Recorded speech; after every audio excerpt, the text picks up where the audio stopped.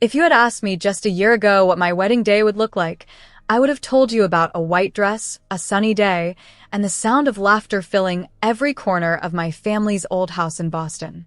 I used to close my eyes and imagine myself walking down the aisle, my parents beaming with pride, Daniel waiting at the end with that nervous smile of his. I had been planning every little detail for months, right down to the color of the napkins and the songs the band would play. I believed in fairy tales, and I believed, at least until that morning, that my life was about to become one. But as it turns out, nothing in life ever happens quite the way you plan it. That morning, I woke up before the sun, my heart pounding with excitement and nerves. I wandered downstairs, hoping for the familiar smell of coffee and maybe a quiet moment with my mother, Margaret, before the chaos began. Instead, the kitchen was empty. No one was home except for me and the echo of my footsteps. It was strange. My parents, Charles and Margaret, were nothing if not unpredictable, but I never thought they would miss my wedding morning. I checked my phone for any messages, maybe a note explaining where they had gone, or when they would be back. There was nothing. I wandered through the silent house, remembering how it used to feel when I was a child, safe, noisy, alive with laughter and love. Now it felt hollow. Just as I was starting to worry, my mother appeared in the hallway, her suitcase in hand, dressed in her favorite blue travel dress. My father followed behind, sunglasses perched on his nose, his face impossible to read. My heart jumped. "Where are you going?" I asked, my voice coming out a little higher than I meant. My mother didn't answer right away. She simply handed me a box wrapped in shimmering gold paper, tied neatly with a red ribbon. "A gift for your future," she said. Her voice was calm, almost cold, and she didn't meet my eyes. Before I could ask anything else, she turned away, calling over her shoulder that they had a plane to catch. My father gave me a brief hug, a formal pat on the back, not the bear hugs he used to give when I was younger. And then they were gone, the front door closing behind them like the last word in a sad story. I stood there, clutching the box, feeling more alone than I ever had before. I wanted to scream, to run after them, to beg them to stay. But I didn't. Instead, I walked slowly back to my room, holding the box as if it might break. The next few hours passed in a blur. My bridesmaids arrived, chatting and laughing, trying to keep my spirits up. I smiled, pretended everything was fine, but inside I was trembling. I couldn't stop thinking about my parents. Why would they leave? Why today of all days? My heart raced every time I glanced at the gold-wrapped box sitting on my dresser. Finally, unable to wait any longer, I sat down and carefully untied the ribbon. My hands were shaking so badly that it took 3 tries just to open the box. When I lifted the lid, I gasped out loud. There, carefully folded, was my wedding dress, the dress I had picked out with my mother, the one she said made me look like a princess. But now it was ruined. The edges were blackened and singed, and the delicate lace melted in places. It smelled like smoke and heartbreak. On top of the dress was a single sheet of paper. I unfolded it with numb fingers. In my mother's sharp, elegant handwriting were just 7 words. "Let's see how you get married now." For a long time, I just stared at the letter. I couldn't understand. My mind raced, trying to piece together the meaning. Was this some kind of sick joke? A message? Or was it simply proof of what I had always feared, that my parents didn't really want me to be happy, not if it meant marrying someone they didn't approve of? That was when my phone rang. The sound was loud in the quiet room. I saw Daniel's name on the screen, and for a brief moment, hope flickered in my chest. Maybe he could make this all better. Maybe we could still have our happy ending. But when I answered, his voice was low and tired. "Anna," he said, and just hearing my name made the tears start to fall. "I'm sorry. I can't do this. I can't be part of your family. They've made it clear they'll never accept me. I love you, but I can't put you through this. I can't put myself through it either." I tried to protest, to tell him we could run away together, start a new life far from Boston, but he was already gone. The line went dead, and with it, the last piece of my dream crumbled. I collapsed onto my bed, clutching the burnt dress to my chest, sobbing until there was nothing left inside me but emptiness. I felt like a ghost in my own life, unwanted, abandoned, ruined. The girls downstairs eventually left, their laughter dying away as they realized there would be no wedding today. The house grew quiet again, and I listened to the silence, wondering how everything had gone so wrong so quickly. That night, I sat in my childhood room surrounded by memories of a happier time. The gold box sat in the corner, a cruel reminder of everything I had lost. I thought about my parents, flying off to Hawaii, sipping cocktails on the beach while I was left behind to pick up the pieces. I thought about Daniel, about what could have been, and I wondered if I would ever feel whole again. But deep down, I knew this was not the end of my story. It was just the beginning, no matter how much it hurt. I wiped my tears, squared my shoulders, and tried to imagine a new future, one where I could stand on my own, no matter what anyone else thought.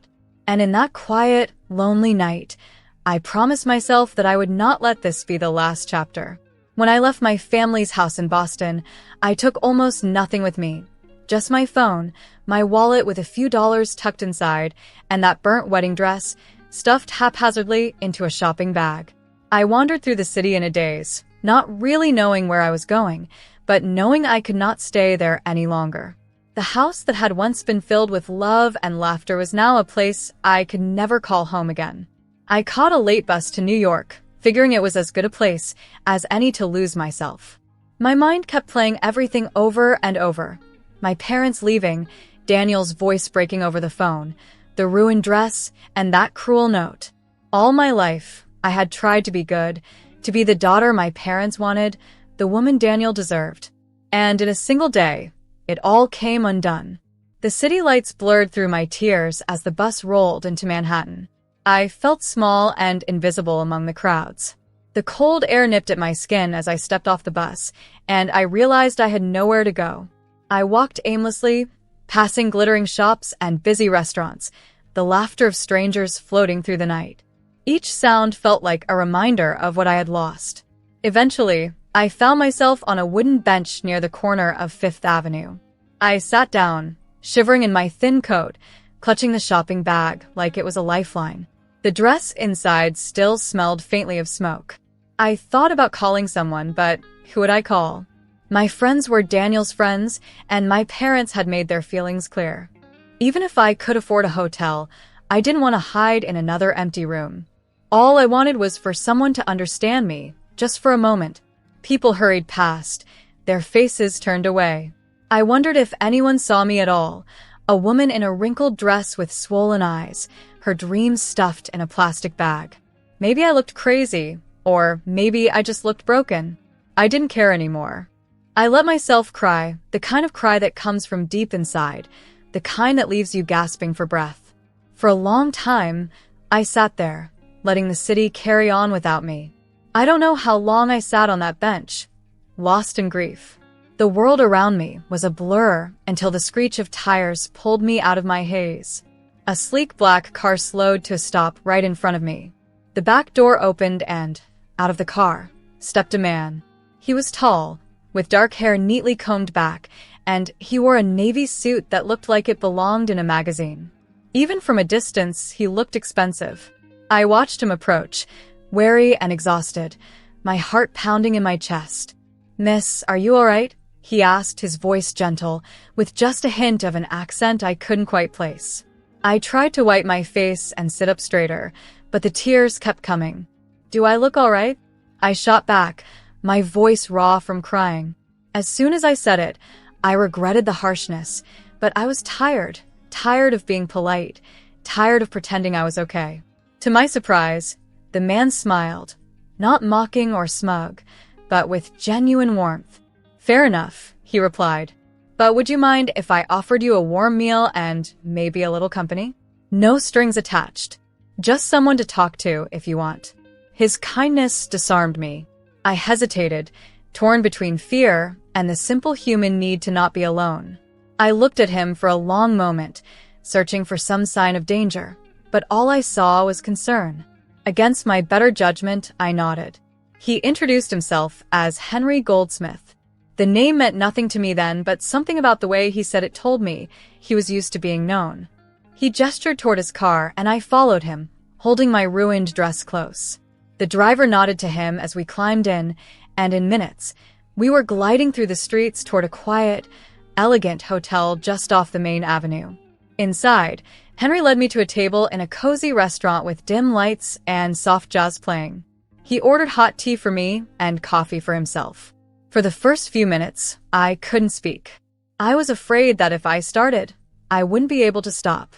But Henry just sat quietly, waiting. Something about his silence made me feel safe. Eventually, the story spilled out of me. My parents leaving, the burnt dress, Daniel's call, the loneliness that had chased me to New York. Henry listened, never interrupting, not even when my voice shook or when I grew angry. He nodded, his eyes kind and steady. When the food arrived, I realized how hungry I was. I ate slowly, embarrassed at how ravenous I felt. Henry talked just enough to keep the silence comfortable. He told me a little about his work, something about investments, travel between New York and London, big offices, and bigger risks. But mostly, he wanted to know about me. Not about my family, but about me, my hopes, my fears, the things that made me laugh. For the first time in days, I felt seen. Not as someone's daughter or someone's almost wife, but as myself. Henry didn't judge, didn't offer empty platitudes or quick fixes. He just listened, and somehow, that was exactly what I needed. As the night wore on and my plate emptied, I felt a strange sense of calm settle over me. I was still lost, still hurt, but not quite so alone. Then, just as I was about to thank him and slip away, Henry surprised me. He looked at me across the table, his expression serious.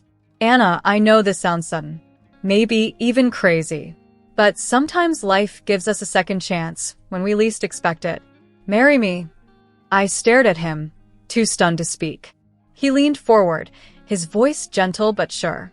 "You don't have to decide tonight or even tomorrow. But let me give you a new story, one where you are loved and respected, not for what you can do for someone else, but for who you are. I promise, I'll treat you better than they ever did." For a moment, the world stood still. There, in the quiet glow of the restaurant, my broken heart dared to hope again. Looking back, it still feels unreal how quickly everything changed. One day, I was sitting on a bench in New York, with nothing but a ruined dress and a shattered heart, and just a few days later, I was standing in the sunlight behind a beautiful house in Connecticut, saying vows to a man I'd only just met. Even now, I wonder if people would believe me if I told them how it all happened. Maybe I wouldn't believe in myself, except I lived every moment of it. After that night at the hotel, I didn't sleep much. I lay awake in the crisp white sheets, listening to the quiet hum of the city outside the window, thinking about Henry's offer. Marry me. 3 simple words that seemed impossible, reckless, and yet, somehow, exactly what I needed. There was something about Henry's steadiness, his warmth, and his certainty that calmed the storm inside me.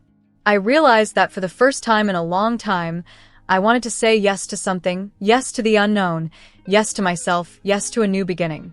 The next morning, as the sun broke over the city, I found Henry in the hotel lobby, drinking coffee and reading the paper like any other Monday. He looked up when I walked in, and I could see the question in his eyes, though he didn't ask it out loud. I sat down across from him, took a deep breath, and said, "Okay, let's do it. Let's get married." He didn't say anything for a second. Then a slow smile spread across his face, and he reached for my hand. "Anna, I promise you, this is the start of something good." Everything happened quickly after that. Henry made all the arrangements. He was a man who knew how to get things done. Within a few hours, we were on the road, leaving the city behind.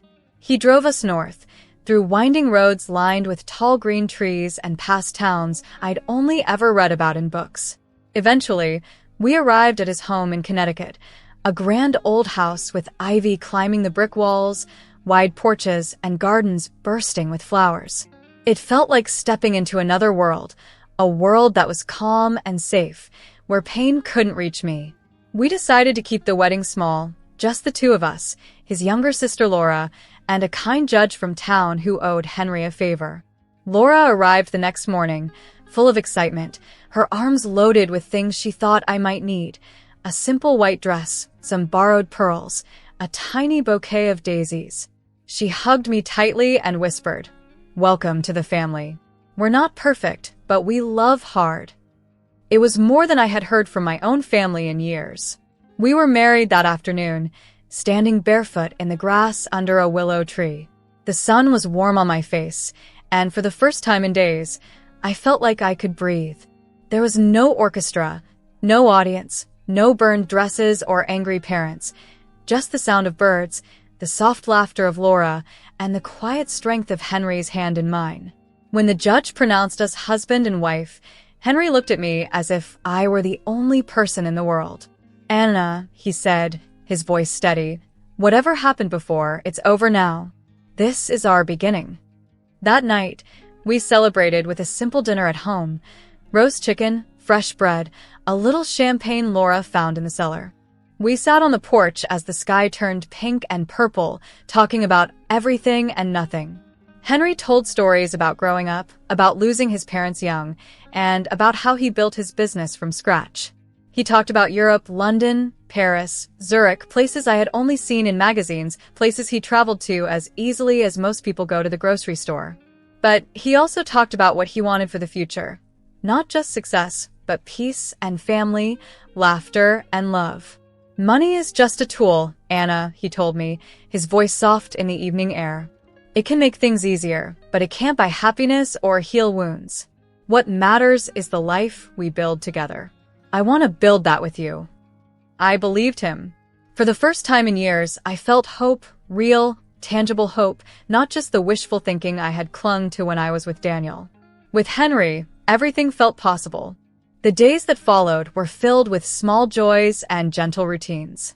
Henry showed me around the house and the gardens, introduced me to the staff who had worked with his family for years, and made sure I never felt alone. Laura stayed for a week, teaching me how to bake bread and sharing stories about Henry as a boy. We laughed until our sides hurt, and for the first time since my world fell apart, I felt like I belonged somewhere. Every morning, I woke up early and watched the sunrise from our bedroom window, amazed that such beauty could exist after so much pain. I started keeping a journal again, writing down every small victory. The first time I smiled without forcing it, the first time I felt safe in Henry's arms, the first time I laughed until I cried. We went for walks through the woods behind the house, sometimes talking for hours, sometimes just enjoying the silence. Henry never pushed me to talk about my parents or Daniel. He let me come to him in my own time. When I finally told him the whole story, he listened quietly, holding my hand and promising that none of it mattered anymore. His family, what was left of it, welcomed me without question. Laura treated me like a sister from the start. Henry's Aunt Margaret sent me a sweet letter from London, inviting us to visit whenever we were ready. For the first time, I felt the ache of my own family's absence start to fade. I was building something new. At night, as we lay side by side, Henry would tell me about the future he imagined for us, a future full of adventure, laughter, and love. He dreamed out loud about traveling together, building a life where we could help others, maybe even start a family of our own. Each time he spoke, I felt a little braver, a little less haunted by the ghosts of my past. If you had told me, just a week before, that I would be married to a billionaire in Connecticut, I would have laughed in disbelief. But now, as I walked through the halls of that old house, Henry's hand in mine, I knew that sometimes the best stories are the ones you never see coming. And for the first time in my life, I felt truly, wonderfully free. 3 days after our wedding, the world seemed strangely calm. It was the kind of peace I had never known before. Quiet mornings with sunlight streaming in through the windows, the gentle hush of the Connecticut countryside, and the steady presence of Henry by my side. We had settled into a gentle routine, our lives interwoven with comfort and the soft thrill of something new. That morning, as I sat at the kitchen table with a cup of coffee, Henry's parents arrived from New York for a visit. I had been nervous to meet them, but from the moment they walked into the house, Mr. and Mrs. Goldsmith put me at ease. They were nothing like the caricatures I had pictured in my mind. They were warm, elegant, and genuinely curious about me. Over lunch, they listened as I spoke about my childhood, my favorite books, and even my awkward love of crossword puzzles. There was no interrogation, no judgment, only the sort of acceptance I had always longed for. After our meal, Laura suggested we take a family photo out in the garden.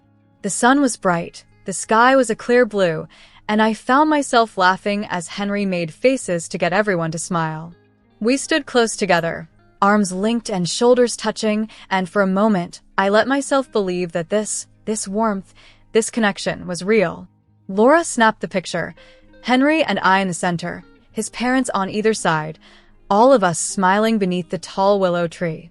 Later that afternoon, I posted the photo on my social media. It felt like a small act, but in truth, it was something much bigger. I wanted to share this new life, this new family, with the world. I thought perhaps that my parents would see it and reach out, not in anger, but in understanding. I thought maybe, just maybe, we could find a way back to each other. I couldn't have been more wrong. Within minutes, my phone began to buzz. First, a few calls, then a flood, texts, voicemails, messages on every platform I had ever used. The screen lit up again and again with my mother's name, my father's, numbers I didn't recognize, but somehow knew belonged to them. The messages came so fast I could barely read one before another replaced it. How could you? After everything we did for you? Why didn't you tell us? Who are these people? You're ungrateful, Anna. After all we gave you. Come home. This isn't your real family. At first, the words stung. It was as if every old wound had been ripped open at once. I remembered being a little girl, trying so hard to please them, to make them proud, to earn a love that always felt just out of reach. My hand shook as I held the phone, reading message after message, my parents' anger pouring out of the screen. Henry noticed my distress and gently took the phone from me. He didn't say anything, he didn't have to. He just held my hand and waited for my breathing to slow, for the storm to pass. Laura came in, saw what was happening, and simply sat beside me, her presence a quiet comfort. I realized then that family could mean something new, something that wasn't measured in blood or duty, but in kindness, in patience and love. I thought about responding to my parents, about trying to explain, but deep inside, I knew it wouldn't matter. Their anger wasn't really about Henry, or the Goldsmiths, or even the photo. It was about control, about the life they wanted for me, not the one I wanted for myself.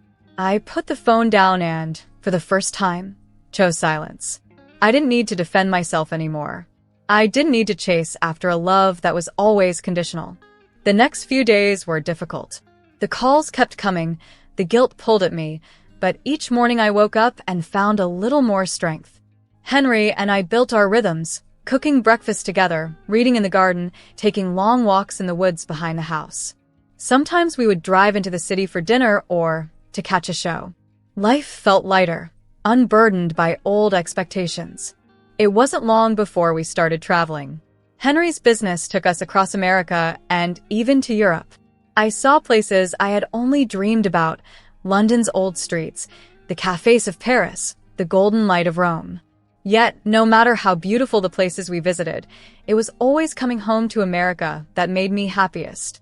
Our house in Connecticut became my sanctuary, a place where I could truly be myself. As the months passed, the pain from my past faded into something smaller, softer. There were days when the memories would creep in, the wedding that never was, the family I left behind, the harsh words that still lingered in the quiet corners of my mind. But each time, Henry was there. He never tried to fix me or erase my history. He just loved me through it, steady and sure. I learned to trust again. I learned to love, not out of fear or obligation, but out of genuine joy. The Goldsmiths became my family in every way that mattered.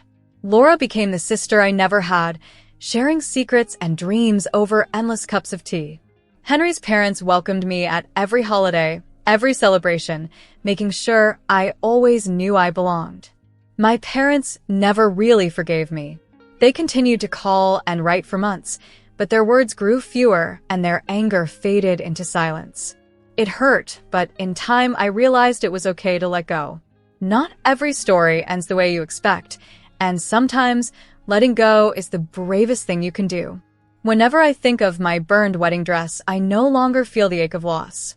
Instead, I see it for what it truly was, the end of something, yes, but more importantly, the beginning of everything. It was a symbol of all I left behind, but also all I dare to seek out for myself. I built my life with Henry, day by day, learning that happiness is not given. It's chosen, protected, and fiercely held onto. America was our home, Europe our playground, but wherever we went, we carried our new family with us. And now and then, I would look at that family photo, the one from our garden with the Goldsmiths all smiling, and remember that sometimes the family you make is the one that saves you. My story didn't go the way I planned. It went the way I needed. And that, I think, is the true definition of a happy ending.